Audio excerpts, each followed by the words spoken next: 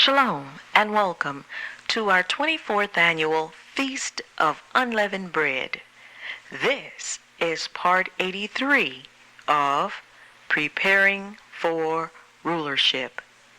Ethics means you have to make moral choices. Okay. The study of the general nature of morals and of the specific moral choices to be made by the individual in his relationship with others. Hold it right there. Look at that. Ethics deals with the moral choice of individuals. This is an individual thing. It's not enough for your mother to be ethical. Her ethics won't save you. Now your mother's morality can help you coming up by not feeding you improper foods. But see, you still have to make your individual mind up to also be moral and ethical to continue that. Or you will fall victim to those who invite you. Come on, try this ham sandwich.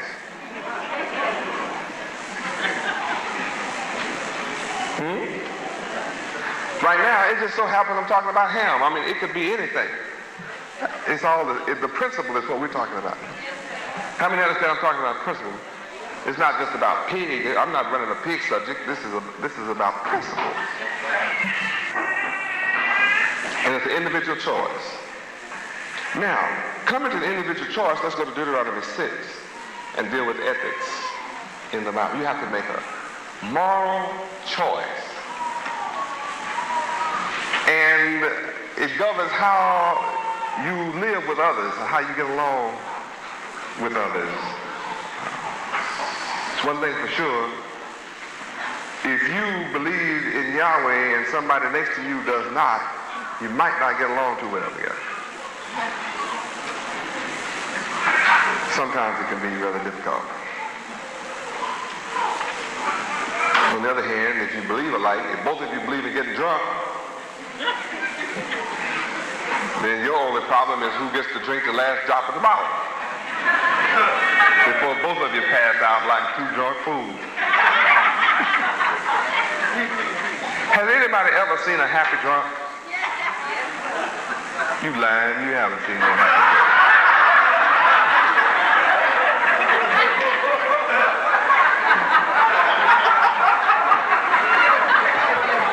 drunk. You have seen people who pretend they're happy getting drunk.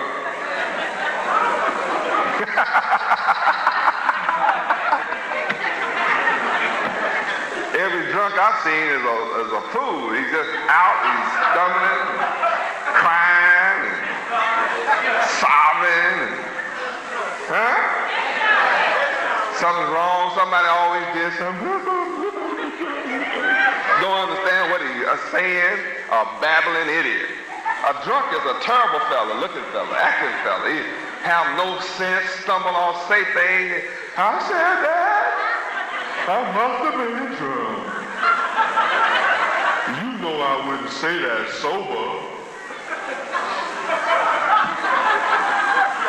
A drunk couldn't be happy throwing up. You ever seen a drunk heaving? Sick? Every drunk I saw, they be hollering about the head hurting. They didn't want to drink blood from Mary.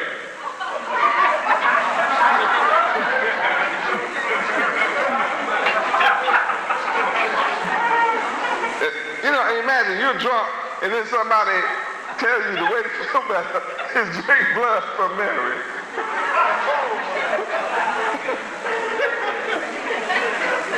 That's a terrible thought. Yeah, fix him a Bloody Mary. Go bloody up Mary. Give that to him.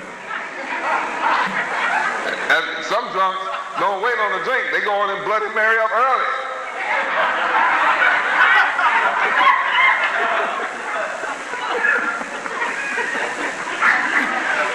Every time they get drunk, they Bloody Mary up.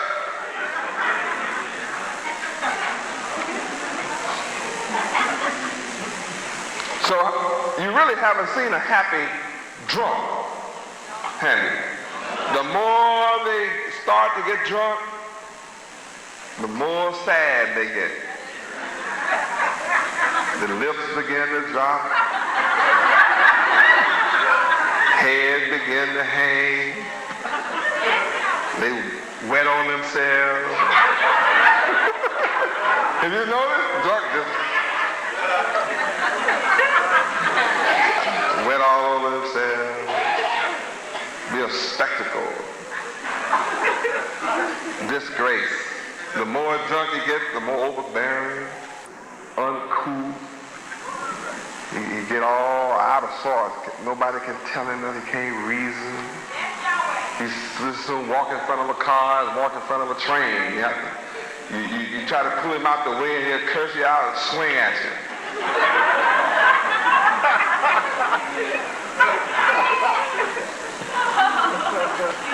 See, the only people have fun around drunk is people looking at a drunk. And those that don't have any sense laugh at the drunk. Look at that drunk fool. And then they tell the fool how big of a fool he was when he's sober. And then they be laughing all around how big of a fool you were drunk. So you can't wait to get drunk again so you can be a fool again. Sad, isn't it? All of that is unethical behavior. People who are not able to make an individual moral choice. Now, what is a definition of moral? Righteous, right? A moral person will make a right choice, a good choice, an excellent choice, an honest choice, a just choice, a choice of value, a choice that would lead to right conduct. A choice that would lead to the will of Yahweh, in the character of Yahweh, that would cause him to be chaste and virtuous, upright, honorable.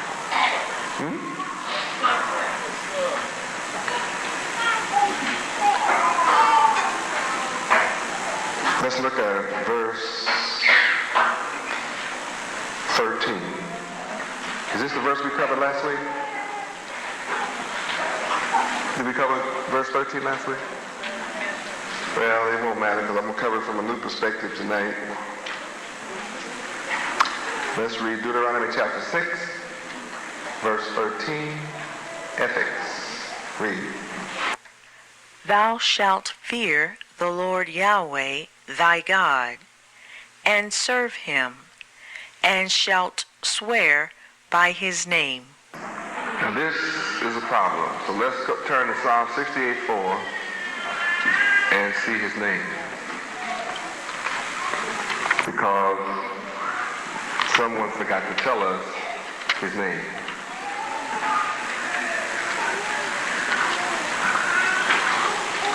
Psalms chapter 68, verse 4.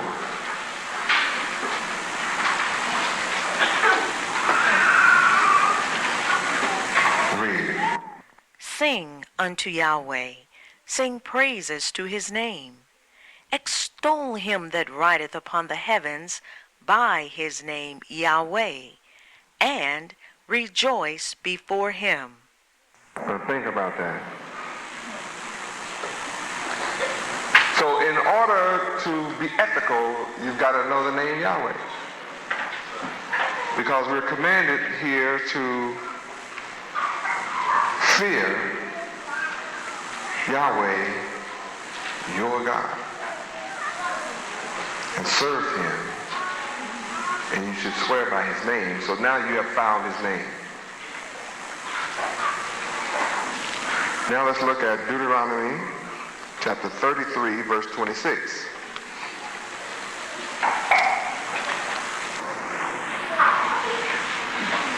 And this is going to prove that your God, Yahweh, flies in the heavens. It's further proof that he flies in the heavens. He's the master of the sky. He flies in the sky. So what they call UFOs, unidentified flying objects, belong to Yahweh. All right, read. There is none like unto the God of Yeshurun, who rideth upon the heaven in thy help, and in his excellency on the sky. I know you have that scripture marked already. Well, here we go. You learned something new. All right. Yahweh is riding up on the heavens. He's riding up on the sky. He's the excellent one. He's up on his excellency. Nothing like Yahweh.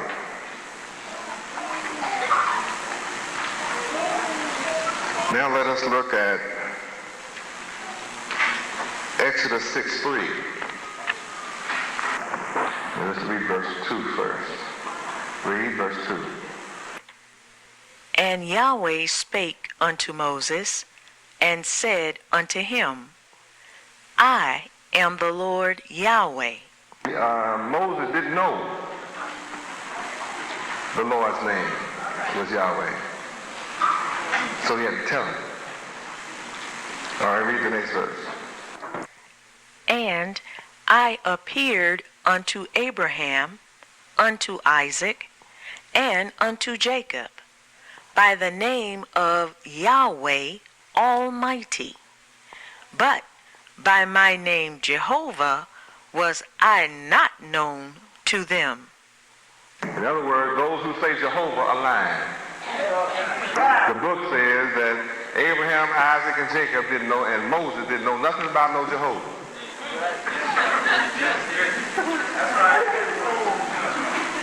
I am here representing the God of Abraham, Isaac, and Jacob, and Moses. So I don't know nothing about no Jehovah either.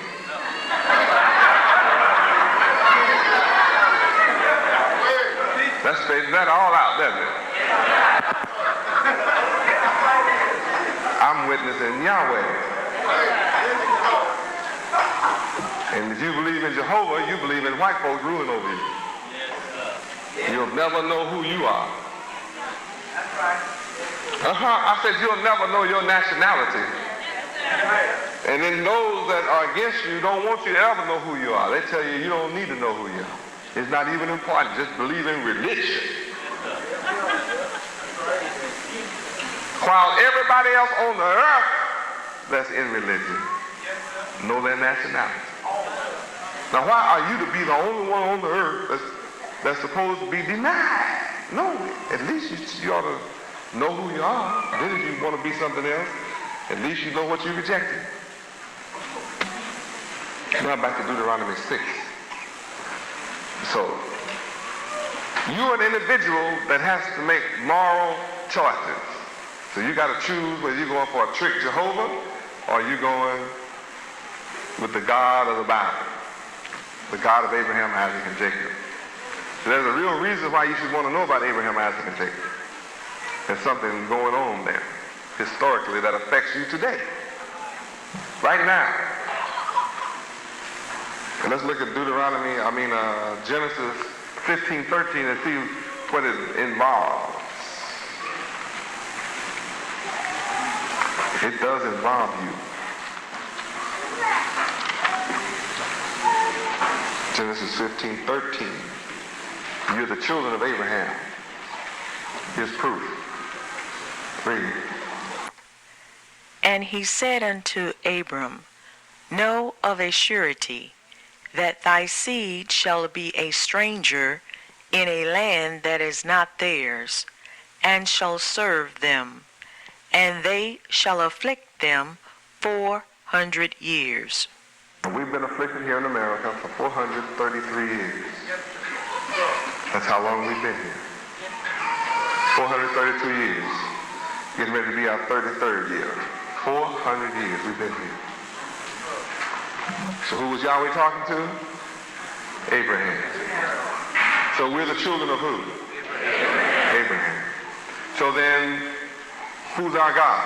Yahweh. And he's the God of Abraham. Who's Abraham's God? Yahweh. Isaac's God? Yahweh. Jacob's God? Yahweh. And the people that's going to be in bondage 400 years, who's the name of that God?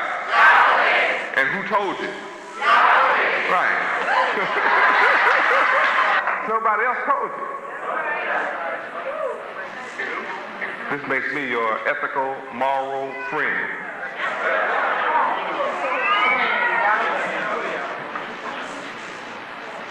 speaking to you as an individual so you can make a moral choice to study yourself. This is all about you. This is not about religion. If you notice, this isn't like church. When you come here, we rejoice, we are happy, we praise Yahweh, but it's all about manpower. Coming here is about learning something that you didn't learn anywhere else. And all of you that love Yahweh in your heart, in your genes, in your chromosomes, when you find this knowledge, it's a joy to your soul. It makes you feel good inside. It makes you happy inside. It turns you on.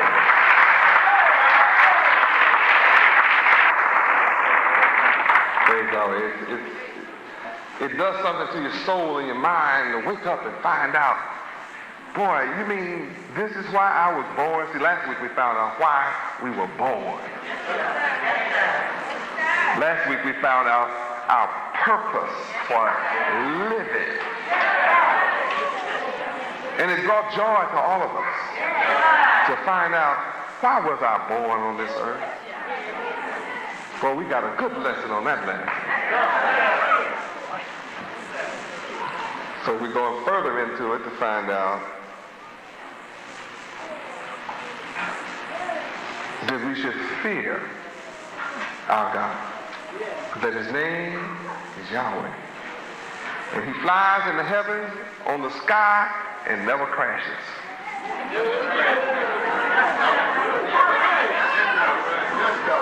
When you fly with man who doesn't respect Yahweh, you might crash. But I mean, you don't be too happy that he's going up in the air behind these enemies of Yahweh. But when you go up, you'll learn how to pray. Yeah. Yahweh will make you pray up there.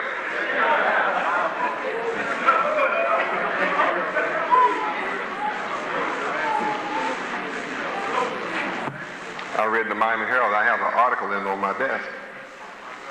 White folks said that this plane about a week ago, where 27 people had their bones broken and stuff. They're kind of dancing around inside that plane, up against the ceiling and the floor and the seats and stuff. Made an emergency landing right here in Miami. I have the paper. It said it felt like, they said it seemed like a hand, a big hand just reached up in the sky and just grabbed it and shook it. Just shook it around and then turned it loose. Now, I don't know but one man's hand big enough to grab a jet airplane and shake it around, but Yahweh.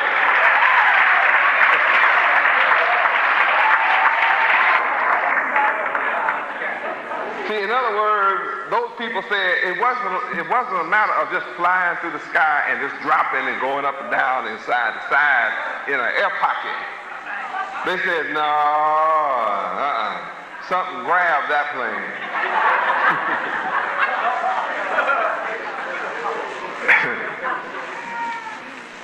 Praise Yahweh.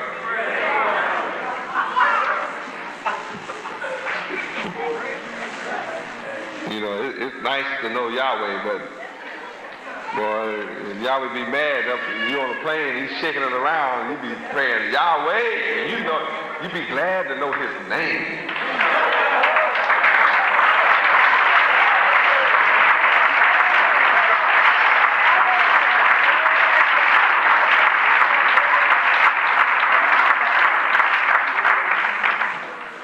Praise Yahweh. Then you find out he's mighty. But he flies through the heavens and never crashes. So I wouldn't mind flying with him. Okay? And I flying Yahweh there, because it's like birds. You know, birds don't crash. When they can't fly, they stay on the ground. They don't be playing around in those skies. But when they be feeling bad, feeling a little drunk and sick and woozy, you'll see a pigeon sitting, they just be sitting around. You can walk up to them, he say, I ain't flying, man. Shoot. I'll be messing around now, I'll crash, and you just have to pick me up. I ain't going nowhere. You ever seen them? They just lay around on the roof, ain't going nowhere. It's smart. Any bird that's not feeling too good is not going to be messing around in the sky.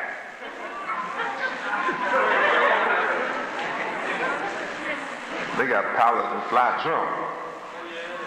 You didn't know that? Yeah, they be taking pills and drugs, smoking those funny-looking cigarettes and stuff.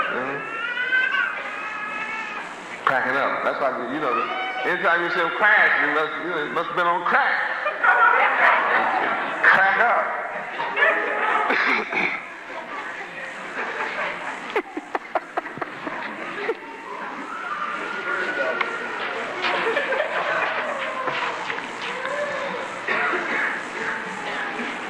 Deuteronomy 6:13, you must fear Yahweh. That's ethical. Fear Yahweh. Now most times we thought fear meant shake and tremble. Fear means to love. You look up the word fear, it means to love and revere, honor Yahweh, respect him. Shake and tremble too. It means a lot more than shake and tremble.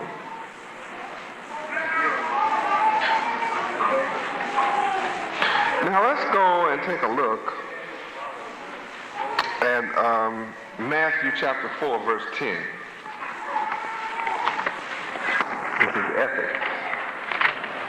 Learning how to be ethical. You're ethical if you fear Yahweh.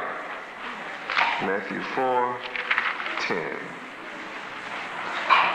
When you're ethical, this is what you do. This is ethics. Verse 10. Read. Then said Yahweh ben Yahweh unto him, Get thee hence, Satan, for it is written, Thou shalt worship the Lord Yahweh thy God, and him only shalt thou serve. This means when Satan comes to you and say, try a cigarette. Try this wrong and that wrong. Refuse him. Tell Satan, you know, you don't have to say go to hell. Say, get thee hence.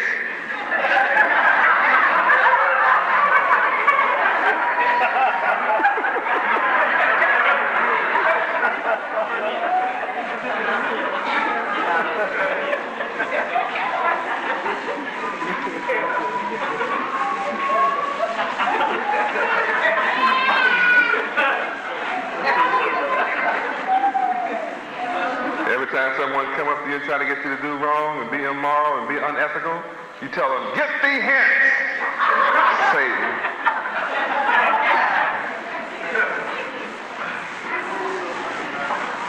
You shall worship the Lord your God, Yahweh, only, and him only shall you serve. I mean, tell him. And you'll be shocked how much power you have. They will flee from you. See, Satan always invites you to do something wrong. Come on. Come on back here.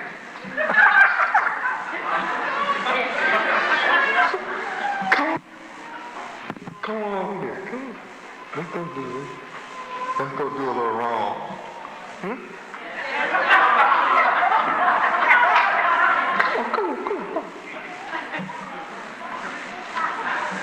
There you go with your old weak mind. With your old weak self. You want to pretend like you don't know what's going on.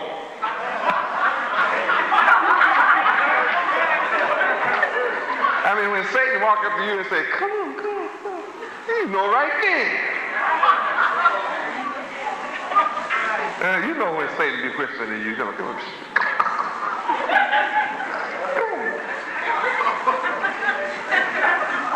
It's unethical on its face. I mean, what Satan got to take you off in a corner, take you off somewhere to tell you something? I mean, why can't he tell you? You know, come on. Tell me now. Right here. In the light.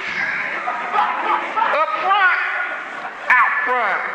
Come here, baby. Satan's finna tell me something.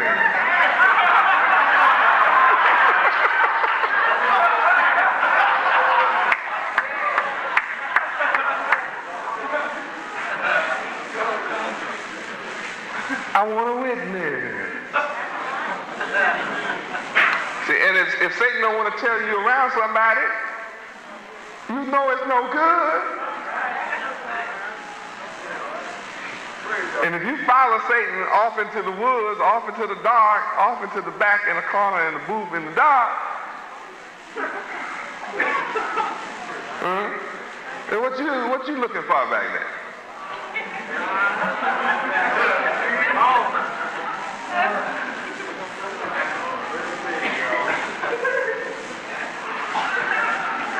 And then when you encounter wrong, it's only the holler that you didn't know it was wrong. You did it wrong up front. It's like trying to play with fire and don't get burnt. You're going to be a fire eater.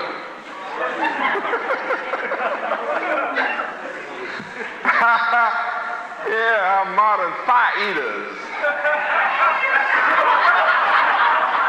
Yeah, fire all down in your lungs.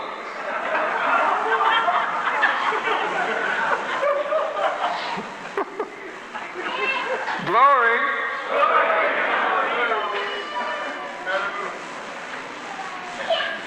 You know why we're in trouble today?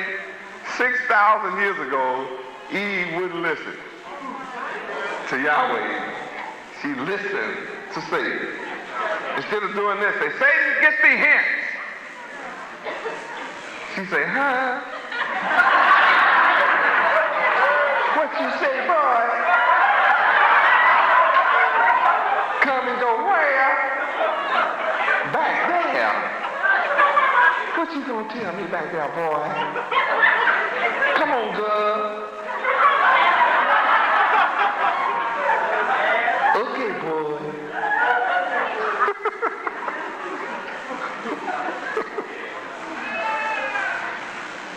All Eve had to do was say, get thee hence, Satan. Boy, we'd have still been living forever in happiness and joy and peace, huh?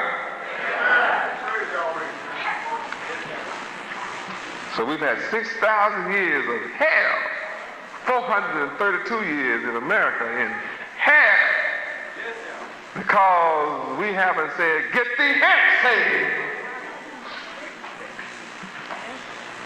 Sister, you sure look good. Yahweh, you are beautiful in Yahweh.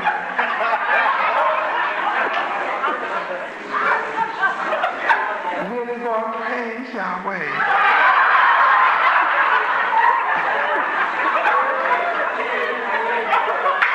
I want to eat with you in Yahweh. You do.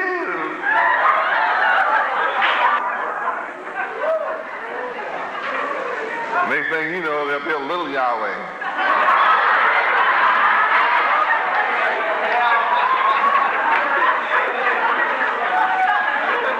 We'll all know about how much Yahweh you were talking about.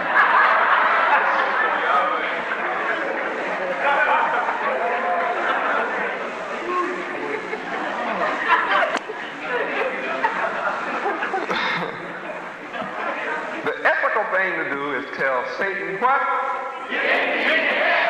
Get thee hence.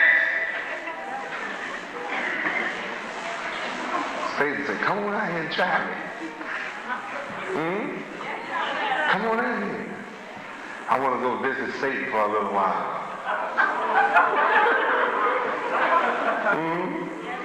I want to go see Satan, check Satan out. Instead of saying, get thee hence, Satan. I want to go visit Satan, the opposer of God.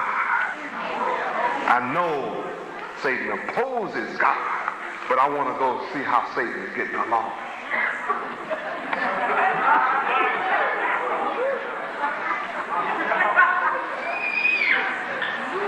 I think maybe I can lead Satan to Yahweh. I want to be able to have a chance to tell Satan, Satan, Yahweh, him only shall you worship.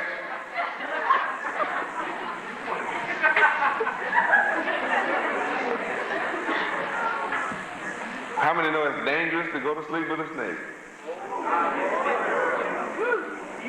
You know that. What might that snake do to you while you sleep?